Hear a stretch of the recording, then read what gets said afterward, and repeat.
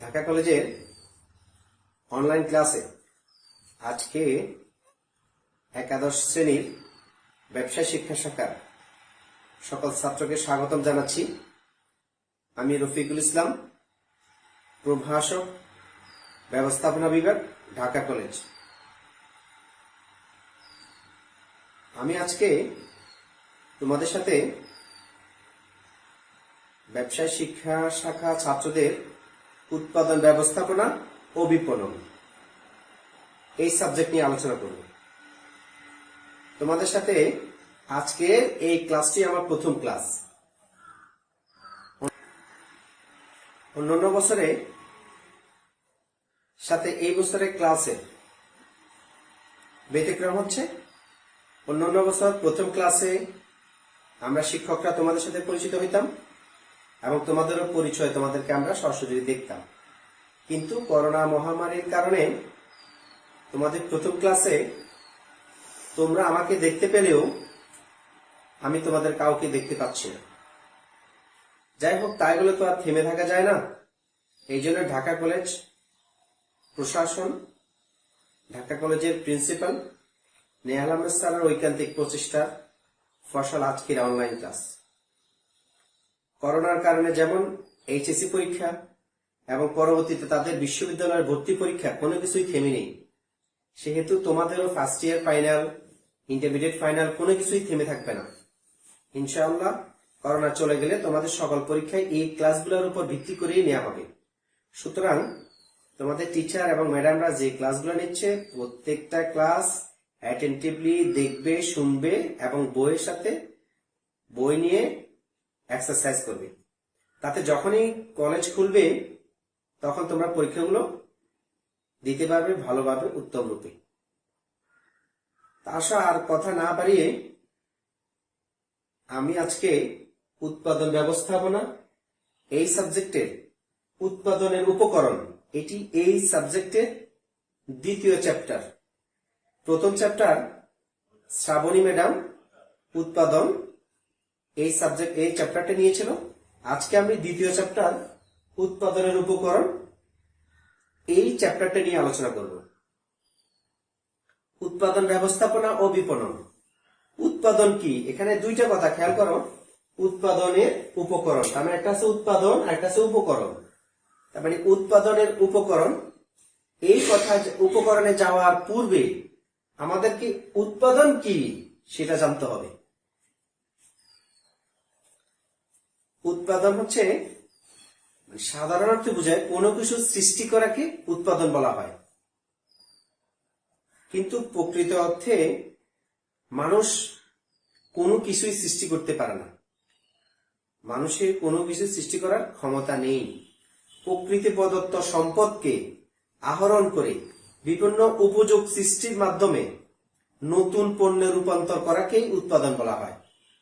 অর্থাৎ তুমি যদি মনে করো যে কাগজ, আমাদের যে বইয়ের কাগজ, মানুষ কিন্তু জাস্ট প্রথমে কাগজটা কি ছিল, কাঁচামাল ছিল বাঁশ বা গাছ, ওখান থেকে রূপান্তরের রূপগত পরিবর্তনের মাধ্যমে সেটা কাগজ বা বই হয়েছে।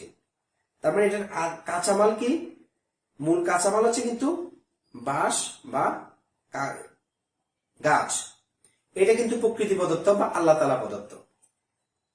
মানুষ কিন্তু গাছ বা বাঁশ কোনো কিছু সৃষ্টি করতে পারে না। মানুষ জাস্ট বাঁশ এবং গাছের রূপগত পরিবর্তন করে তাকে কাগজে রূপান্তরিত করেছে। আমি যদি বলি যে কি আমার এই জামার কথা, শার্টের কথা, সেটা প্রথমে কি ছিল? তুলা, তুলা থেকে সুতা, সুতা থেকে জামা হয়েছে। তার মানে মানুষ এটার যে আদি উপকরণ, প্রাথমিক উপকরণ যে তুলা, সেটা কিন্তু মানুষ সৃষ্টি করে না। জাস্ট তুলার রূপগত পরিবর্তন করে মানুষ সুতা করেছে, সুতার রূপগত পরিবর্তন করে মানুষ জামা তৈরি করেছে। তারপরে বুঝার মূল কথা হচ্ছে মানুষ নিজে কোনো কিছু সৃষ্টি করতে পারে না। প্রকৃতি প্রদত্ত যে সম্পদ রয়েছে সেই সম্পদগুলোকে রূপগত পরিবর্তনের মাধ্যমে উৎপাদন করে। অর্থাৎ যদি আমরা চেয়ার টেবিলের কথা বলি, চেয়ার টেবিল কিন্তু প্রথমেই চেয়ার টেবিল ছিল না, বা মানুষ চেয়ার টেবিল বানাতেও পারে না। মানুষ জাস্ট প্রথমে এটা ছিল গাছ, গাছকে রূপগত পরিবর্তনের মাধ্যমে একটাকে চেয়ার বানালো, একটাকে টেবিল বানালো। তাহলে উৎপাদন যদি বলা হয়, সাধারণত বলবা কোনো কিছুর সৃষ্টি করাকে উৎপাদন বলা হয়। আবার ব্যাপক অর্থে বা অর্থনীতির ভাষায় যদি বলা হয়, মানুষ কোনো কিছু সৃষ্টি করতে পারে না, তার রূপের পরিবর্তন, রূপগত পরিবর্তনের মাধ্যমে নতুন উপযোগ সৃষ্টি করাকেই উৎপাদন বলা হয়। নতুন উপযোগ কি? প্রথম ছিল সুতা, প্রথম ছিল তুলা, তুলা থেকে নতুন উপযোগ সুতা তৈরি করা হয়েছে, তার থেকে নতুন একটা উপযোগ তৈরি করলো কাপড়। তার মানে তুলা থেকে কাপড় বা জামা হওয়া, এই যে রূপের পরিবর্তন করে মানুষ, এটাকে বলা হয় উৎপাদন। অর্থাৎ প্রকৃতি প্রদত্ত সম্পদকে আহরণ করে মানুষের প্রয়োজন অনুযায়ী রূপগত পরিবর্তন করাকেই উৎপাদন বলা হয়। এই উৎপাদন, এখানে প্রথম কথা হচ্ছে উৎপাদন। তাহলে আমরা বুঝলাম কি?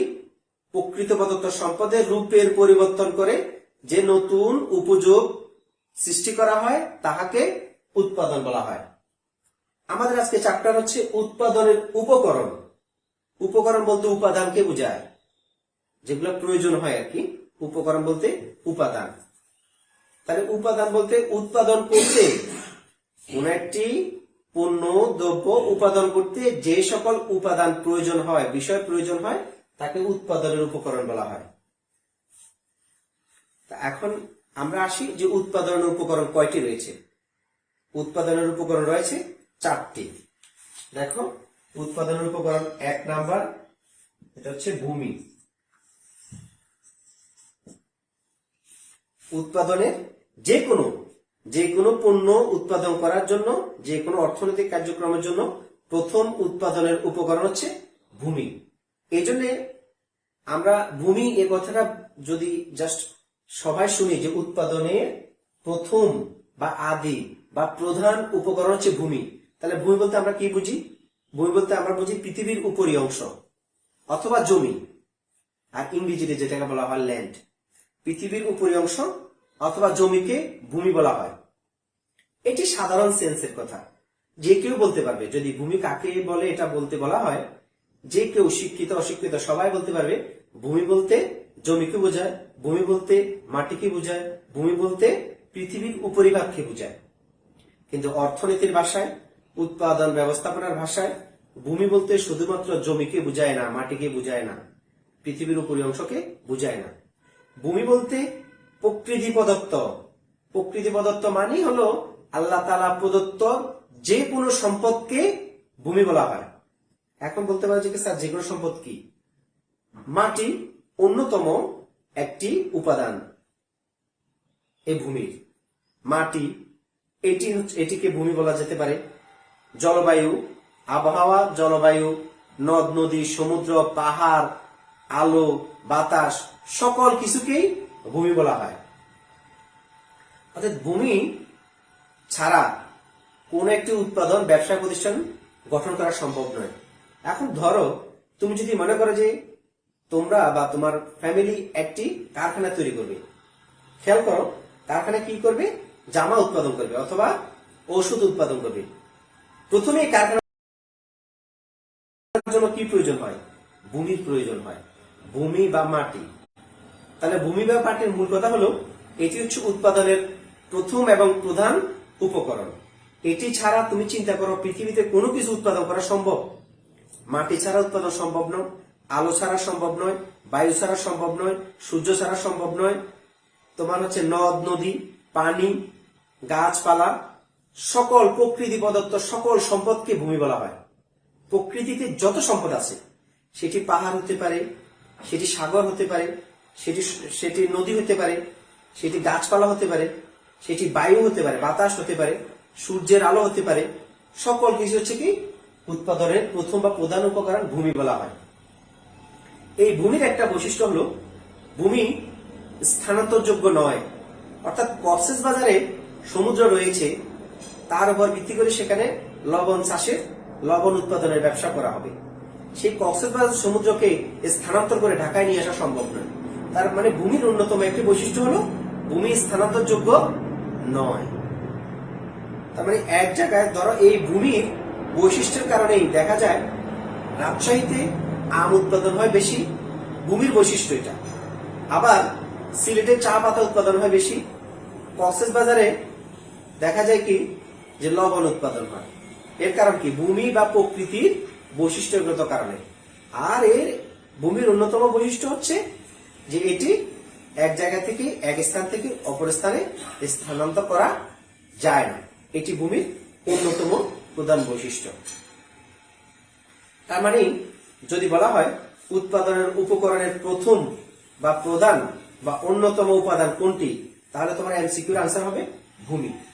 আর যদি আসে ভূমি কি, জ্ঞানমূলক কোশ্চেন আসতে পারে যে ভূমি কি, তখন তুমি দেখবা যে ভূমি সাধারণ অর্থে ভূমি বলতে জমি বা পৃথিবীর উপরিভাগকে বলা হয়। তবে অর্থনীতির ভাষায় ভূমি বলতে প্রকৃতি প্রদত্ত সকল প্রকার জমি, জলবায়ু, নদ নদী, সাগর, আলো, বাতাস, সকল কিছুকেই ভূমি বলা হয়। আর এই ভূমির আরেকটি গুরুত্বপূর্ণ বৈশিষ্ট্য হলো যে ভূমি এক এক অঞ্চলের ভূমির এক এক বৈশিষ্ট্য রয়েছে। এখানে তুমি দেখো ইউরোপ আমেরিকাতে খুবই শীত, আবার আমাদের দেশে শীতও আছে, গরম আছে। আবার মধ্যপ্রাচ্যে সৌদি আরব, তারপর দুবাই, কাতার, এগুলোতে আবার খুবই গরম। ঠিক আছে, এই যে একটা ভূমির বৈশিষ্ট্য, ইচ্ছা করলেই কেউ এই যে তোমার ইউরোপের ঠান্ডাকে বাংলাদেশে নিয়ে আসতে পারবে না। আবার বাংলাদেশের যে ষড়ঋতুর যে নাতিশীতোষ্ণ যে অঞ্চল, এটাকে আবার মধ্যপ্রাচ্যে নিয়ে যেতে পারবে না। এই ভূমির বা প্রকৃতির উৎপাদনের এই গুরুত্বপূর্ণ উপাদানের কারণে এক একটা অঞ্চলে, এক একটা জায়গায় এক একটি পণ্যদ্রব্য বা সেবা বেশি উৎপাদন হয়ে থাকে। যার ফলে দেখা যায় রাজশাহীতে আম উৎপাদন হয় বেশি, আর সিলেটে চা উৎপাদন হয় বেশি। আবার সৌদি আরবে দেখো আমও হয় না, কলাও হয় না, চাও হয় না, কিন্তু তার ভূমির বৈশিষ্ট্যগত কারণে মাটির নিচে অনেক তেল ও সম্পদ রয়েছে, যেটা বিক্রি বা যার উৎপাদনের মাধ্যমে, আহরণের মাধ্যমে ওই দেশের অর্থনীতি চাঙ্গা হয়েছে। আবার কেনিয়া, জিম্বাবুয়ে, ওখানে খুব বেশি চা উৎপাদন হয় তার ভূমির বা জলবায়ুর বা প্রকৃতির বৈশিষ্ট্যের কারণে। তার মানে দাঁড়ালো এটা যে উৎপাদনের বা ব্যবসায়ের মুনাফা অর্জনের প্রথম এবং গুরুত্বপূর্ণ উপকরণ হলো ভূমি। উৎপাদনের তাহলে প্রথম যেটা প্রয়োজন সেটা হলো ভূমি, এরপর হলো দ্বিতীয় উপকরণ, ভূমির পরে শ্রম। এখন বলতে পারো স্যার তুমি যখনই শুনলে যে শ্রম, এই কথাটা যখনই শুনলে তখনই তোমার কাছে এটা মনে আসছে শ্রম মানে মানুষের পরিশ্রমকে বোঝায়। হ্যাঁ, এইটা যারা ব্যবসায় শিক্ষা, ব্যবসায় পড়ালেখা করে নাই, অর্থনীতি পড়ে নাই, তাদের জন্য প্রযোজ্য। যে শ্রম বলতে মানুষের শারীরিক পরিশ্রমকে বোঝায়, এটি সংজ্ঞা হবে, তবে এটি পূর্ণাঙ্গ সংজ্ঞা হবে না। তাহলে শ্রম বলতে যদি আসে যে শ্রম কি, ঠিক আছে, বা লেবার কি, এটা জ্ঞানমূলক প্রশ্ন আসতে পারে। শ্রম হচ্ছে উৎপাদনের জন্য অথবা মুনাফা অর্জনের জন্য শারীরিক এবং মানসিক, শারীরিক, এটা দুইটা উপাদান জড়িত। এখানে একটা হচ্ছে শারীরিক এবং মানসিক পরিশ্রমকে উৎপাদনের ভাষায় শ্রম বলা হয়ে থাকে। এখন তুমি বলতে পারো যে কি, তাহলে স্যার মানসিক শ্রমটা কি? যেমন দেখো একজন তাঁতি, একজন কুমার, একজন জেলে, তারা শারীরিক পরিশ্রম করে উৎপাদন করে থাকে অথবা অর্থ উপার্জন করে থাকে। কিন্তু একজন শিক্ষক, একজন ইঞ্জিনিয়ার, একজন ডাক্তার, তারা কিন্তু, অথবা একজন গায়ক, তারা কিন্তু শারীরিক শ্রম করে না, তাদের শ্রমটা হচ্ছে মানসিক পরিশ্রম। তার মানে শারীরিক শ্রমটা হচ্ছে একটা যেটা শারীরিক বা শ্রমের মাধ্যমে, শারীরিক শ্রমের মাধ্যমে উৎপাদন এবং মুনাফা অর্জন করা হয়। আর মানসিক অথবা বুদ্ধিভিত্তিক যে জ্ঞানটি, যে শ্রমটি, সেটা হচ্ছে মানসিক বা বুদ্ধিভিত্তিক পরিশ্রম। এখন দেখো কেউ যদি নিজের অর্থনৈতিক কোনো উপার্জনের লক্ষ্য না নিয়ে নিজের মনের খোরাকের জন্য কোনো কিছু করে থাকে, তাকে শ্রম বলা যাবে না। যেমন একজন গায়ক যদি 1,00,000 টাকা নিয়ে যদি গান তৈরি করে সকলে শোনার জন্য, তখন সেটাকে মানসিক পরিশ্রম বা শ্রম বলা হয়। কিন্তু কেউ যদি মনের খোরাকের জন্য বসে বসে গান গায়, সেটাকে কখনোই শ্রম বলা যাবে না। কারণ কি, শ্রম হতে হলে উৎপাদনের লক্ষ্য বা উদ্দেশ্য থাকতে হবে। আরেকটি বিষয় হলো, শ্রম হতে হলে অবশ্যই অবশ্যই অবশ্যই অর্থ উপার্জনের বিষয় জড়িত থাকতে হবে। তাহলে উৎপাদনের প্রয়োজনে অর্থ উপার্জনের প্রয়োজনে শারীরিক এবং বুদ্ধিভিত্তিক সকল পরিশ্রমকেই শ্রম বলা হয়ে থাকে। তবে যেমন একজন জেলে বা একজন তাঁতি, সে তার শারীরিক পরিশ্রম দিয়ে সে অর্থ উপার্জন করে, উৎপাদন করে থাকে।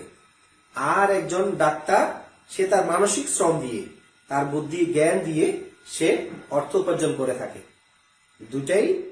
দুইটাই উৎপাদনের জন্য প্রয়োজনীয়।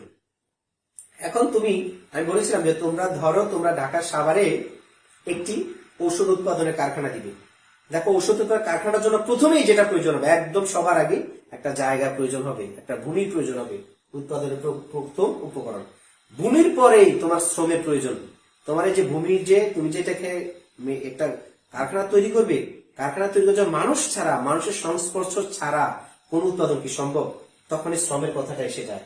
তখনই কিছু মানুষ তার পরিশ্রম দিয়ে, শারীরিক শ্রম দিয়ে তোমাদের কারখানাটা তৈরি করবে, আর কিছু মানুষ তার জ্ঞান দিয়ে, তার বুদ্ধি দিয়ে দেখাবে যে কি এই কারখানাটার এই অংশ এটা হবে, ওই অংশ এটা হবে। ঠিক আছে, সবাই কিন্তু শারীরিক পরিশ্রম করে না, কেউ মানসিক শ্রম করে থাকে।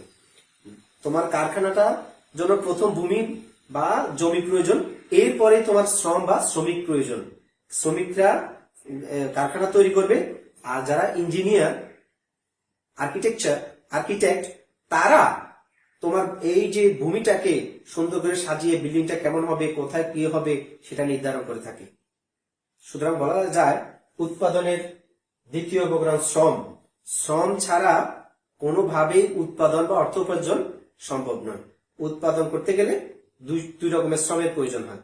একটা হলো শারীরিক পরিশ্রম, আর হচ্ছে মানসিক পরিশ্রম। এই শ্রমের আবার বিভাগ আছে, শ্রম বিভাগ বলা হয় এটাকে। শ্রম বিভাগ মানে দেখো, একটি ব্যক্তি, যে কোনো ব্যক্তি সকল বিষয়ে পারদর্শী হয় না। ঠিক আছে, প্রতিটা প্রতিষ্ঠানে দেখা যায় কি অনেকগুলো বিভাগ আছে। তুমি যদি একটু ব্যাংকে যাও, সেখানে দেখবা কেউ ক্যাশে আছে, কেউ অ্যাডমিনে আছে, কেউ অডিটে আছে, কেউ অ্যাকাউন্টসে আছে।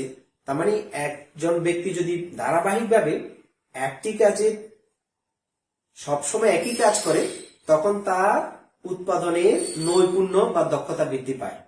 এই জন্য শ্রম এর বিভাগ করার প্রয়োজন হয়ে থাকে। আমরা এরপরে এরপরের ক্লাসে শ্রম বিভাগ নিয়ে আলোচনা করব। তারপরে হচ্ছে উৎপাদনের তৃতীয় উপকরণ। উৎপাদনের 3 নাম্বার উপকরণ সেটা হলো মূলধন।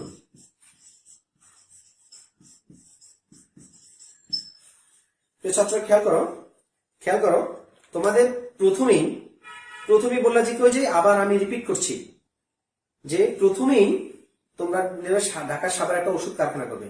প্রথমেই ভূমির প্রয়োজন, তারপর কারখানাটা তৈরি করার জন্য তোমরা চিন্তা করলে যে মানুষ প্রয়োজন, ম্যান পাওয়ার প্রয়োজন। যে কারখানাটা কিভাবে তৈরি করবে, মানুষের শ্রম দরকার, শারীরিক শ্রম দরকার, মানসিক শ্রম দরকার। কিন্তু এই যে অর্থ ছাড়া কোনোভাবে কি এই ব্যবসা প্রতিষ্ঠান অথবা এই যে কারখানা যেটা বললাম, সেটা কি দাঁড় করানো সম্ভব? সুতরাং মূলধন বলতে শুধুমাত্র অর্থ সম্পদকে বুঝায় না। সাধারণ অর্থে আমরা যখন ইন সেন্স কমার্সের ভাষা ছাড়া যখন বলি, মূলধন বলতে অর্থ সম্পদকে বুঝায়। কিন্তু ব্যবসায় শিক্ষা শাখার একজন ছাত্র হিসেবে তুমি কখনোই বলতে পারো না যে মূলধন বলতে অর্থ সম্পদকে বুঝায়। সাধারণ অর্থে বুঝায়, ইন এ কমন সেন্স মূলধন বলতে অর্থ সম্পদকে বুঝায়। কিন্তু ব্যবসায়ের ভাষায় অথবা অর্থনীতির ভাষায় মূলধন হলো মানুষের বর্তমান আয়ের। খেয়াল করো, এখানে আমি খুব ক্লিয়ারলি এই যে মূলধন বা ক্যাপিটাল, এই কথাটা তুমি ইকোনমিক্স এর যে কোনো জায়গায় ব্যবসা শিক্ষা শাখা পড়তে গেলে প্রয়োজন হবে। খুব ক্লিয়ারলি খেয়াল করো, মূলধন হচ্ছে মানুষের বর্তমান আয় থেকে কিছু টাকা সঞ্চয় করে পরবর্তী উৎপাদন কাজে ব্যবহার করার অর্থকেই মূলধন বলা হয়। তাহলে খুব ক্লিয়ারলি আমার কথাটার মধ্যে দেখো কয়টা কথা আছে। মূলধন হচ্ছে সেই অর্থ, আমি এখন সাপোজ ধরো যে তোমার বাবার এখন মাসে 1 লক্ষ টাকা ইনকাম বা আয়, সে বর্তমান ভোগকে স্থগিত করে 80,000 টাকা তোমাদের সংসারে ব্যয় করে বাকি 20,000 টাকা দিয়ে একটি মেশিন কিনলো। এই যে একটি মেশিন কিনলো, সেখান থেকে 2টা জামা উৎপাদন হবে, সেই যে 20,000 টাকা, সেটা হচ্ছে মূলধন। তার মানে এখানে একটা জিনিস দেখো, তোমার বাবা কিন্তু 80,000 টাকা সংসার খরচ বাবদ খরচ করতে পারছে, বাকি 20,000 টাকাও খরচ করতে পারতো না যে তা কিন্তু না। কিন্তু সে বর্তমানে তার ভোগকে স্থগিত রেখে সে যদি 20,000 টাকা দিয়ে সাপোজ ধরো একটা আলমারি কিনে নিল, তাতেই কিন্তু খরচ হয়ে গেল। ওই আলমারি থেকে কিন্তু কোনো উৎপাদন হতো না, এটা জড় পদার্থ সে পড়ে থাকতো। কিন্তু একটা মেশিন কিনলে মেশিন থেকে আরেকটা পরবর্তী একটা ইনকামের পথ হলো একটা যে উৎপাদন সম্ভাবনা থেকে যায়, এই জন্য এটা মূলধন। তার মানে বর্তমান আয় থেকে বর্তমান ভোগকে স্থগিত রেখে ওই যে সে টাকাটা ব্যয় করতে পারতো, কিন্তু করে নাই। বর্তমান আয় থেকে ভোগকে স্থগিত করে সঞ্চয় সৃষ্টি হয়। সঞ্চয়ের যে অর্থগুলো পরবর্তী উৎপাদন কাজে মেশিন, যন্ত্রপাতি, কাঁচামাল ক্রয়ে ব্যয় হয়, তাকে মূলধন বলা হয়। আমি যদি ক্লিয়ারলি কথাটা বুঝতে পারি, তাহলে প্রথম কথা হচ্ছে মানুষের আয় থেকে ব্যয় বাদ দিলে যে টাকাটা থাকে সেটা হচ্ছে সঞ্চয়। সঞ্চয় যে টাকাটা পরবর্তী উৎপাদনের কাজে ব্যবহৃত হয়, তাকে বলা হয় মূলধন। আমি কি কথা বুঝতে পারলাম? আরো ক্লিয়ারলি যদি বলি, ওই যে বললাম তোমার বাবার মাসিক ইনকাম 1 লক্ষ টাকা, 1 লক্ষ টাকা থেকে 80,000 টাকা খরচ করলো, বাকি 20,000 টাকা সে ভবিষ্যতের কথা চিন্তা রেখে, ভবিষ্যতের চিন্তা, উৎপাদনের, আয়ের, অর্থ উপার্জনের চিন্তা করে, বর্তমান ভোগ হয়ে বর্তমান ব্যয়কে স্থগিত করে যে 20,000 টাকা সঞ্চয় করলো, সঞ্চয়কৃত সেই অর্থ দিয়ে যদি পরবর্তী উৎপাদনের কাজে, পরবর্তী অর্থ উপার্জনের কাজে যেই টাকা ব্যয় করা হয়, তাকে মূলধন বলা হয়। এখন আমাদের মতো উন্নয়নশীল দেশে মূলধনের খুব একটি ব্যাপকতা নেই, কিন্তু যেই দেশের মূলধন গঠন যত বেশি হয়, সেই দেশের অর্থনীতি তত ভালো হয়। এখন বলতে পারো যে স্যার, যে মূলধন বেশি কিভাবে হবে? ওই যে মানুষের যত আয় বেশি হবে এবং আয় থেকে ব্যয় কম করে সঞ্চয় করতে হবে। সঞ্চয় করলেই কিন্তু মূলধন সৃষ্টি হয় না। সঞ্চয়ের যে অর্থটি পরবর্তী উৎপাদন কাজে ব্যবহৃত হয়, তখন তাকে মূলধন বলা হয়। অর্থাৎ যদি তোমার বাবার 1 লক্ষ টাকা ইনকাম, 80,000 টাকা খরচ করলো, 20,000 টাকা সঞ্চয় করলো, প্রতি মাসে সঞ্চয় করে 3 মাস পরে সে করলো কি, একটি ডাইনিং টেবিল কিনে নিল, তাতে কিন্তু উৎপাদন সৃষ্টি হলো না বা মূলধন গঠনও হলো না। 3 মাস পরে এই সঞ্চয়িত অর্থ যদি পরবর্তী উৎপাদনের কাজে, পরবর্তী কাঁচামাল, যন্ত্রপাতি, কোন একটি মেশিন ক্রয় করে যদি তাতে বিনিয়োগ করে, তখন তাকে মূলধন বলা হয়। সুতরাং মানুষের আয় বাড়তে হবে। মানুষের ধরো একটা লোকের ইনকাম 15,000 টাকা, সে খরচ করবে কি আর সঞ্চয় করবে কি? আর সঞ্চয় না করলে তো সে কি হবে, মূলধন গঠন করতে পারবে না, বিনিয়োগ করতে পারবে না। তাহলে আয় বৃদ্ধি পেতে হবে। আবার আয় বাড়লেই যে সঞ্চয় মানুষ করবে তা কিন্তু না। মানুষের মধ্যে সঞ্চয়ের একটা প্রবণতা থাকতে হবে, ইচ্ছা থাকতে হবে।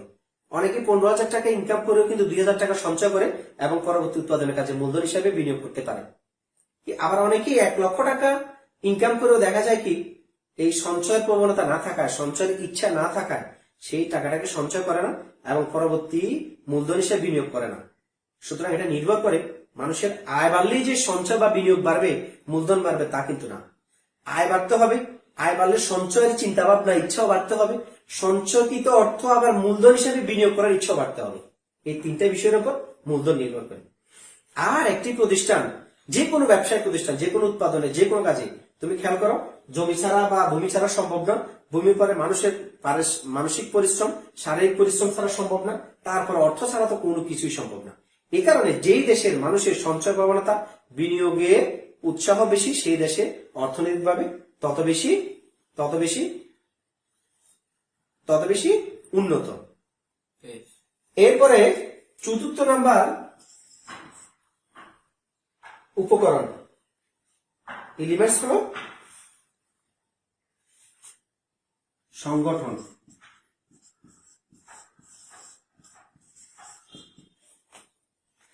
দেখো, একটা প্রতিষ্ঠান সংগঠন বলতে আমি বলি সংগঠন কি, এটা আগে ধারণা দিয়ে দিই। এই যে 3টি জিনিস দেখো, এটা হচ্ছে ভূমি বা জমি বা প্রাকৃতিক উপাদান, এটা হচ্ছে মানুষ, আর এটা হচ্ছে টাকা। 3টে জিনিসই আলাদা। একটা প্রকৃতি প্রদত্ত জিনিস, সেটা কি, সেটা হচ্ছে জলবায়ু হতে পারে, তারপর পানি হতে পারে, নদ নদী হতে পারে, সাগর হতে পারে, ভূমি হতে পারে, মাটি হতে পারে, জমি হতে পারে, হোয়াট এভার ইট ইজ। তারপরে মানুষ, তারপর আবার টাকা। এই 3টে জিনিসকে সমন্বয় করে একটি প্রতিষ্ঠানের লক্ষ্য বা উদ্দেশ্য অর্জন করা এবং নিয়ন্ত্রণ করার প্রক্রিয়াটাকে সংগঠন বলা হয়। আমি যদি কথাটা আবার বুঝাতে চাই, রিপিট করতে চাই, তখন ব্যাপারটা এরকম: ভূমি, শ্রম, মূলধন, অর্থাৎ উৎপাদনের টোটাল উপকরণই হচ্ছে 4টা। এই 4-এর প্রথম 3টাকে সমন্বয় করে উৎপাদন এবং অর্থ উপার্জন নিশ্চিত করাকেই সংগঠন বলা হয়ে থাকে। তবে দেখো, তোমার একটি প্রতিষ্ঠানের, এটা আমি যদি তোমাদেরকে উদাহরণ হিসেবে বলি, তাহলে দেখো পৃথিবীতে অনেক দেশ আছে যাদের প্রাকৃতিক অনেক সম্পদ রয়েছে, মানুষও রয়েছে, টাকাও আছে, কিন্তু তাদের সংগঠন অথবা সমন্বয় সাধন অথবা নিয়ন্ত্রণের অভাবে তারা কাঙ্ক্ষিতভাবে উন্নত রাষ্ট্র পরিণত হতে পারে না। এখন দেখো, বাংলাদেশে ভূমি, প্রাকৃতিক গ্যাস, মাটির নিচে প্রাকৃতিক গ্যাস আছে, আছে কি নাই? অবশ্যই আছে। তারপর মাটির নিচে প্রাকৃতিক গ্যাস আছে, মানুষও আছে, শ্রম। আমাদের 18 কোটি মানুষ, 18 কোটি মানুষ, 18 কোটি মানুষের ব্রেন আছে। মূলধনও কিছু টাকা যে আমাদের কাছে নাই তা কিন্তু না। কিন্তু এই 3টা জিনিসের সমন্বয় করতে পারে না বিদায়, পরিচালনা নিয়ন্ত্রণ করতে পারে না বিদায় আমরা আমেরিকান কোম্পানি, কানাডিয়ান কোম্পানির সাথে আমরা কন্ট্যাক্ট করে যে আমাদের যে প্রাকৃতিক গ্যাসটি আছে সেটি আপনারা পরীক্ষা নিরীক্ষা করে আমাদেরকে উত্তোলন করে দেন, আপনারাও কিছু নেন, আমরাও কিছু নিই। কারণ কি? আমাদের দেখো মানুষ আছে কিন্তু 18 কোটি মানুষ, কানাডায় 1 কোটি মানুষ নাইও। কানাডা মানুষের সংখ্যা হচ্ছে 1,90,00,000। তারা এখানে এসে কাজ করে। আমাদের ভূমি আছে, ভূমি তো প্রাকৃতিক সম্পদ মাটির নিচে আছেই, এই উত্তোলনের জন্য অর্থ সেটাও আমাদের আছে। তার মানে আমাদের সংগঠন ওভাবে নাই। আবার দেখো মধ্যপ্রাচ্যে কাতার, ওমান, দুবাই, সৌদি আরব, মাটির নিচে প্রচুর পরিমাণে তেল আছে, মানুষও আছে, শ্রম, মূলধনের অভাব নাই মধ্যপ্রাচ্যের সৌদি আরব, কাতার, ওমান দেশগুলোর কাছে। কিন্তু তারা এই তেলগুলা নিজেরা পরিপূর্ণভাবে আহরণ করতে পারে না। কারণ কি? ওই যে সংগঠন। তার মানে দেখা গেল যে কি, এই উৎপাদনের উপকরণ 4টি, একটি ভূমি, শ্রম, মূলধন, সংগঠন। এই 4টির মধ্যে এই উপরে 3টিকে গঠন, পরিচালনা, নিয়ন্ত্রণ, সমন্বয় সাধন করে প্রতিষ্ঠানের উৎপাদন বৃদ্ধি, মুনাফা অর্জনের যে কাজটি, তারই নাম হচ্ছে সংগঠন। তার মানে আমরা আজকে এই ক্লাসে এখন পর্যন্ত যেটা শিখলাম সেটা হচ্ছে উৎপাদন কি। ওই যে বললাম, প্রকৃতি প্রদত্ত সম্পদকে আহরণ করে মানুষের ব্যবহার উপযোগী করে নতুন উপযোগ সৃষ্টি করাকেই উৎপাদন বলা হয়। তারপরে বলেছি উৎপাদনের উপকরণ কি। উৎপাদনের উপকরণ হচ্ছে সেই সকল উপাদান, উৎপাদনের সে সকল উপাদান যাদের সমন্বয়ে যে কোনো পণ্য, দ্রব্য বা সেবা সামগ্রী সৃষ্টি হয়ে থাকে। আর উৎপাদন উপকরণ কয়টি? উৎপাদন 4টি। 1 নাম্বার ভূমি, 2 নাম্বার শ্রম, 3 নাম্বার মূলধন, 4র্থ সংগঠন। এই 4টি ব্যতীত কোনোভাবেই যে কোনো ব্যবসায়িক কর্মকাণ্ড অথবা উৎপাদন কাজ, কোনো কিছু সৃষ্টি কাজ করা সম্ভব নয়।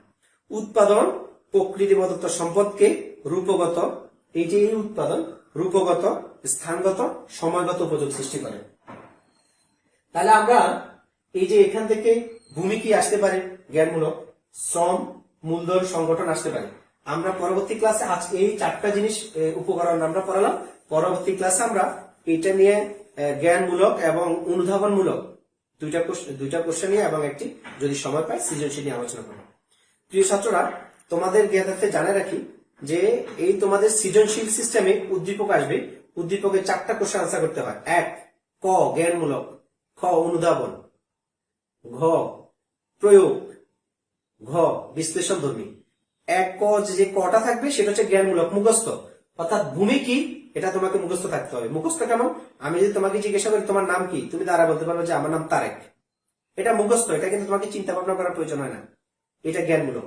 খতে থাকবে অনুধাবন, মানে জাস্ট একটু সংজ্ঞাটা ব্যাপক অর্থে লিখতে হবে, বুঝিয়ে লিখতে হবে, ব্যাখ্যা করে লিখতে হবে।